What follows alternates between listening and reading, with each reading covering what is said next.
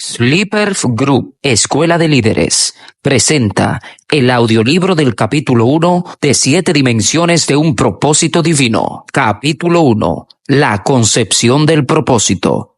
Pero concebirás. Jueces, capítulo 13, verso 3. La primera dimensión o faceta que da apertura a la existencia de un propósito divino en este plano físico es la concepción del propósito. Esto sucede mediante la impartición de parte del Padre Eterno de una revelación que viene cargada de una serie de informaciones cuyo objetivo es alinear al receptor con lo que Dios pensó de él desde antes de la fundación del mundo. Observemos un momento cómo fue la entrada a este plano del propósito divino llamado Sansón. Este coloso de la fe estaba suspendido en calidad de pensamiento en una dimensión interna de Dios. Y cuando llegó el momento de ser expresado dentro del tiempo y el espacio, el Padre Eterno decide utilizar las células reproductoras de un hombre y una mujer, respectivamente hablando, para formar la parte física del diseño en el vientre de la madre de Sansón, mientras Dios soplaba la parte invisible que daría origen a un nuevo ser viviente que vendría a este sistema de cosas físicas como un diseño cuyo objetivo a cumplir ya estaba prediseñado por Dios desde antes de la fundación del mundo. Tal como el ángel le dijo a la receptora de la palabra profética, así sucedió. Y esta, después de intimar con su esposo, quedó embarazada. En el plano físico, para que una mujer pueda quedar embarazada, intervienen una serie de factores importantes y determinantes, de los cuales destacaremos algunos. Luego los tomaremos como ejemplo, metafóricamente hablando, para observar cómo en el mundo invisible se da el mismo proceso para la concepción de un propósito divino. Principio número 1. Intimidad con su esposo.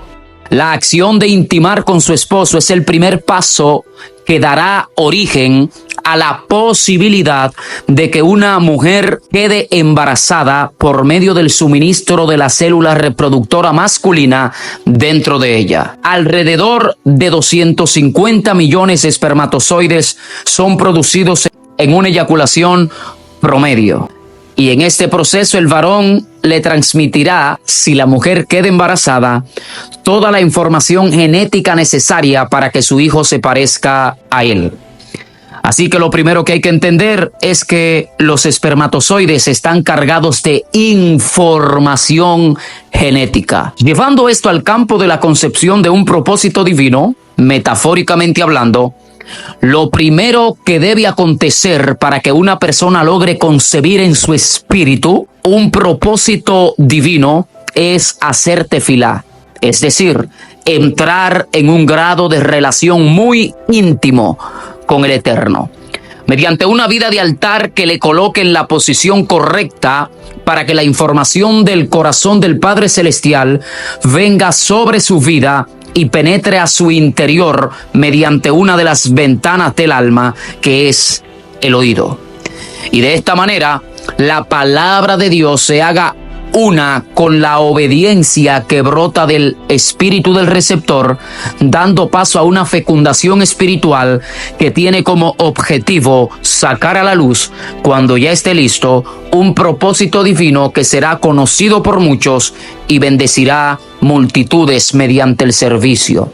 Dicha fecundación espiritual se dará cuando la información que sale de la boca de Dios entre a nuestro espíritu por medio del oír y despierte otras informaciones que ya Dios depositó dentro de nosotros como diseños desde antes de la fundación del mundo, cuando nos pensó. Todos los hombres y mujeres que a lo largo de la historia han quedado embarazados en sus respectivos espíritus estuvieron en ese instante conectados en una esfera de intimidad al altar que les permitió acceder a un plano donde se encontraron con la palabra viva y andante de Dios, la cual después de haberle escuchado, los embarazó con el propósito divino que puso en evidencia cuál era la razón de su existencia en este planeta. El altar es un portal del plano físico al invisible y viceversa.